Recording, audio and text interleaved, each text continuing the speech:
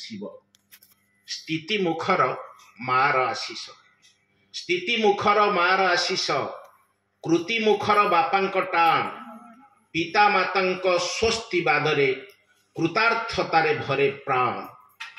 ଠାକୁର କହୁଛନ୍ତି ଇଷ୍ଟ ଭରଣ ପିତୃପୋଷଣ ପରିସ୍ଥିତିର ଉନ୍ନୟନ।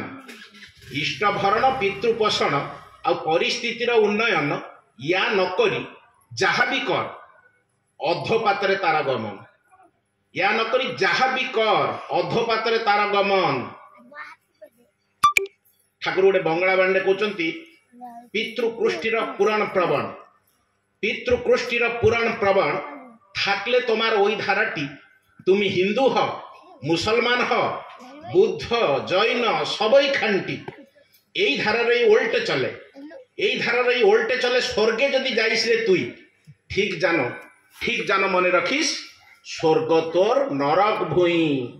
ଆଉ ସହଜ ସରଳ ଭାବରେ ଠାକୁର ତ ଯୋଉ କହିଛନ୍ତି ଆମେ ସବୁଦିନ ସତ୍ସଙ୍ଗରେ କହୁଛେ ପିତାଟି ଶ୍ରଦ୍ଧା ମାଟି ଟାଣ ସେଇ ପିଲା ହୁଏ ସାମ୍ୟ ପ୍ରାଣ ମାତୃଭକ୍ତି ଅତୁଟ ଯେତେ ସେଇ ପିଲା ହୁଏ କୃତି ସେତେ। ଅସମ୍ଭବ ଭାବରେ ପିତୃ ମାତୃଭକ୍ତ ଥିଲେ ପରମ ପ୍ରେମ ଶ୍ରୀ ଶ୍ରୀ ଠାକୁର। ତାର ଭୁରି ଭୁରି ଉଦାହରଣ ରହିଛି। କେବଳ ଆଜି ଯେହେତୁ ଶ୍ରାଦ୍ଧ ଉପଲକ୍ଷେ ସତ୍ସଙ୍ଗ ଶ୍ରାଦ୍ଧର କଥା କହିବି ତା ପୂର୍ବରୁ ଆମେ ତ ଆସିବା ଡେରି ହେଲା। ବାଟରେ ଆସିଲା ବେଳକୁ ଗୋଟେ ଟେଣ୍ଟ ମରା ହେଇଛି। ଭାଇ କହିଲା ଆରେ ଏଇଠି ଆମର ହଉଛି କି କ'ଣ ଗୋଟେ ଟେଣ୍ଟ ଫେଣ୍ଟ ମରା ହେଇଛି। ଦେଖିଲା ବେଳକୁ ସେଠି କ'ଣ ହେଇଛି ନା ସବୁ ଆଧାର ଲିଙ୍କ କରୁଛନ୍ତି। ମା ମାନେ ଯାଇକି ଆଧାର ଲିଙ୍କ କରୁଛନ୍ତି। ହଠାତ୍ ମୋ ମୁଣ୍ଡକୁ ଗୋଟେ କଥା ଆସିଲା। ମୁଁ କହିଲି ଆରେ ଆମେ ତ ଯାଉଛେ ସେଇ ଆଧାର ଲିଙ୍କ କରିବା ପାଇଁ। ଆମ ଜୀବନର ମୂଳ ଆଧାର କିଏ? ଆମର ଆଧାର କିଏ? ମଣିଷ ଜୀବନର ଆଧାର କିଏ? ଆମର ଆସିଛେ କୋଉଠି? ଆମର ଜୀବନ ଦଣ୍ଡ କିଏ? କୋଉ ଆଧାରକୁ ବେଶ କରି ଆମ ଜୀବନ ଚାଲୁଛି ସେ ମୂଳ ଆଧାର ସହିତ ଆମେ ଯୁକ୍ତ ହଉଛେ ତ?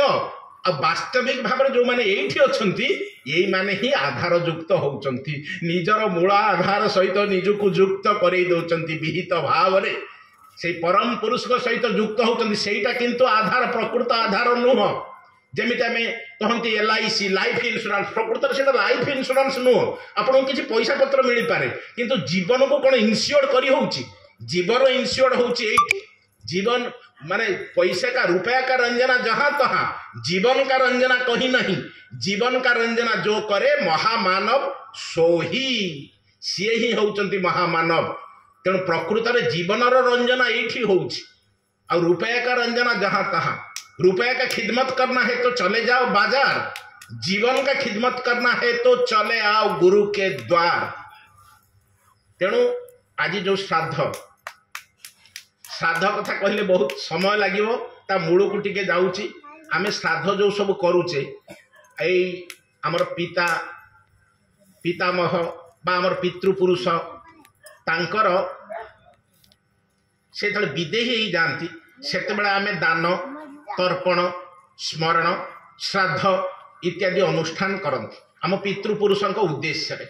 एटा आर्य परंपरा रे अच्छी हिंदू मानकर विशेष भाव हिंदू मानकर एटा गोटे अत्यंत प्रचलित आउ माने कौन कहते सबुठु इम्पोर्टाट परंपरा जोटा आमर तांकर प्रयात तिथि रे आमे श्राद्ध करंती। प्रयात तिथि जो दिन से महाप्रयाण तांकर हैला सेई तिथि रे आमे श्राद्ध करंती। एई वर्तमान चली अपर पक्ष पितृपक्ष एई जो 15 दिन आश्विन मासर कृष्ण पक्ष अप टू महालया पर्यंत एठी मध्य पितृपुरुषों उद्देश्य आमे विभिन्न दिन में कई श्राद्ध दौरान। आपणकर दीपावली अमावास्या दिन मध्य पितृपुरुषों उद्देश्य श्राद्ध दि जाए। आउ विशेष भाव आमे जाइकी गंगारे गयारे जो श्राद्ध दियंती आमे जानती गयारे श्राद्ध दियंती। गयारे श्राद्ध देला परे कथाटा मन को